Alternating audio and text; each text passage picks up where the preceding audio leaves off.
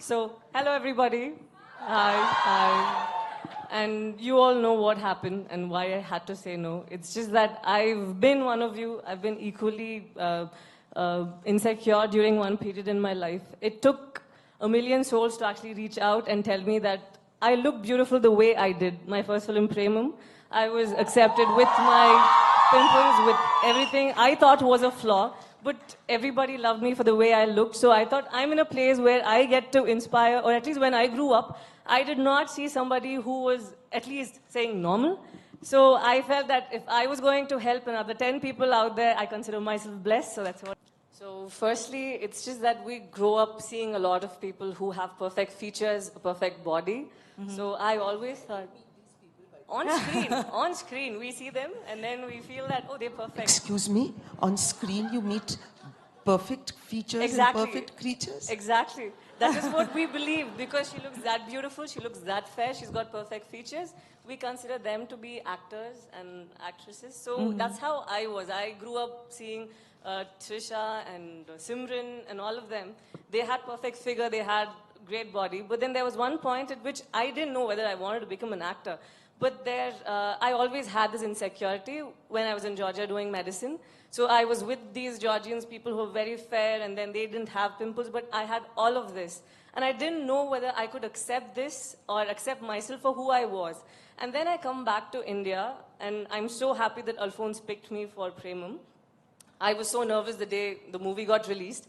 I was wondering what if people abroad are going to be there teasing me, what are Raga is going to say? They're obviously going to say, I don't look like Simran, I don't look like Trisha. So this is going to be bad news for me. And then I ended up seeing tweets after I went back to Georgia. People were actually happy seeing someone in their own skin. And that made me feel so confident about myself.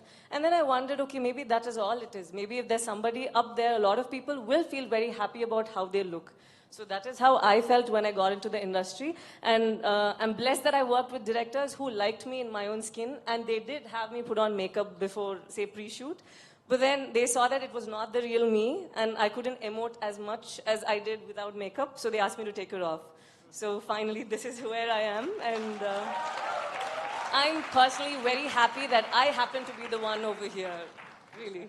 Really. I'm sorry to interrupt. No. We generally look at the whole population and we think that there are few people who are mocking at people of this color. But honestly speaking, when I was in school and college, I grew up with friends who would look at a girl who had a darker boyfriend and say that, hey, you can actually do better. You're way out of his league. And when you see a guy with a girl who's a little darker, you end up saying, I think there's something else this guy is. What does he see in this girl? So we end up saying such things, and it's just nobody, no person who is there trying to make you feel bad. It's just us. We must have at some point of time passed that comment, and right now it's coming back to us. It's just a boomerang. So when we start putting out positive views about how we feel about others instead of pointing, and another thing is social media.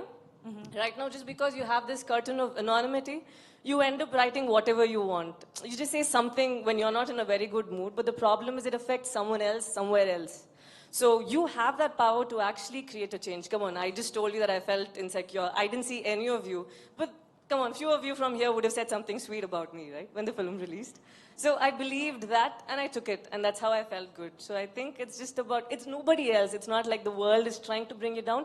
You were there, and it can even be us. We were there at a very naive period, at a very bad period where we said some wrong things, but it's time we change.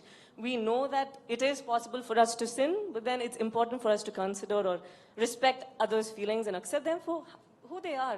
Just look at their character and just fall in love. That is all. Yep. I did this for us all, and this doesn't end right here. You should understand one thing, because it's just not the fairness companies that we need to ban or anything. It's just that normally people exploit our insecurities. That is all. As long as you're insecure, they're going to find some way or the other. Even if we ban the fairness streams, they're going to come up with something which says natural products. You have natural peel, which is with orange and all of it. So this is never going to end. As only you should be confident about yourself and love the people around you and give them some appreciation.